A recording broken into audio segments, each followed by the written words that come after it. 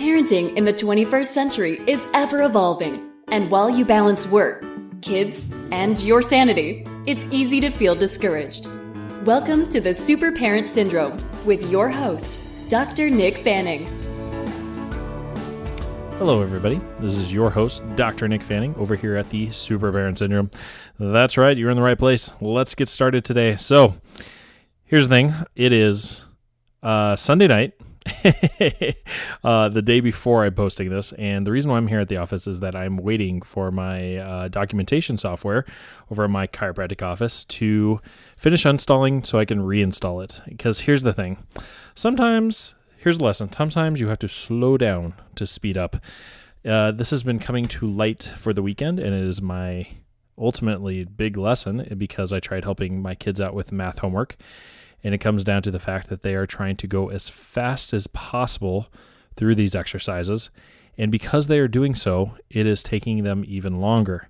And when it takes them longer, they have to repeat themselves, they have to go through the steps again, we have to erase everything and start over again. And it's incredibly frustrating. Anybody who's tried helping their kids with math exactly knows what I'm talking about, because you're just like pulling your hair out and you're just like, oh, we just did this. What are you doing? Of course you know how to draw an 8. In his defense, he's in first grade. But at the same time, the thing comes down to this is that often you are trying to go through things so fast that if you would just slow down and just do it right the first time, or just like slow down and really take notice of the details, you wouldn't have to repeat yourself over again. I mean, this happens in cleaning, this happens in problem solving. And tonight, the reason I'm here is because they had uploaded the program, they had done everything. And then as I was trying to, because I knew better, quote unquote, I was in my workstations installing this new software because they had updated my server, but yet I had to take it out to my computers. Something seemed wrong. Okay. And so I was like, well, I bet I can figure this out instead of just doing what normally happens. I mean, why would they change the process?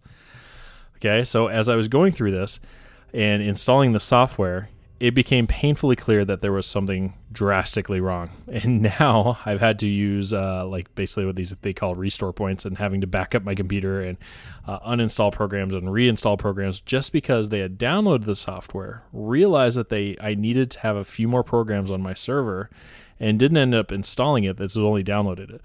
So here I am taking the software that's been downloaded and trying to install it on my workstations without the server being updated. And it created a humongous mess. One that's taking me even longer to do. And so just like my children trying to rush through their homework, I was trying to rush through this process, realizing that something was not quite right, and still just like a bull in a china shop, pushing right through it, thereby costing me tons, or 3 times much more time and energy than what it would have taken to just slow down. Now, I've read a few books like this. One book in particular talks about, the value of present time consciousness and just how multitasking is just it's just a time waster. And, honestly, if you're not a parent, I mean, it gets a little easier to ignore that. But sometimes you just have to hold the baby while you make dinner as you're trying to console the child. I mean, that's inevitable. But if you're able to just do one thing at a time, ultimately, you're going to save yourself a ton of time and a ton of effort, because you'll put more into it and you'll actually be able to go faster because of it. And the examples that this guy came up with was tuning a piano, going through and working on papers and doing all these different things instead of trying to multitask, just getting it done. And in the age of distraction, folks, here you are probably listening to this podcast as you're driving, and here you are maybe even listening to this podcast while you're at work. I understand multitasking, at the same time, you have to keep things interesting. I totally get it. And sometimes I feel like I focus better when there's multiple things going on. But at the same time, there are times where it's like, man, I wish I could just have time to sit down and just listen to this and take notes. And sometimes I wish I could just slow down and just do this one thing. And that's really your body trying to tell you exactly that's what you need to do. Easier said than I know, especially since you're parents. But at the same time, if you can schedule this in your life, think of the implications it can have for you long-term wise. So my advice for this time, folks, is slow down to speed up, okay? How this works out in my life is that I set timers And so because I have a little bit of ADD in my brain, which allows me to handle lots of things at the same time, so I want to multitask, I set small timers in order to focus on events and just getting things done with. Because if you're like me, you walk into the house, you see like 13 million things you got to do. And so you start sweeping, and then as you sweep, you notice you have to pick up these few things, and then you start picking up stuff, and then you realize, I have to go back to sweeping. And then I need to fold up these 3 pieces of laundry, and so it just goes, it's just like a ping pong ball. We go back and forth. And at the end, we were like, what did I actually get done? Versus slowing down and saying, nope, I'm setting a timer. I said I was going to sweep during this time.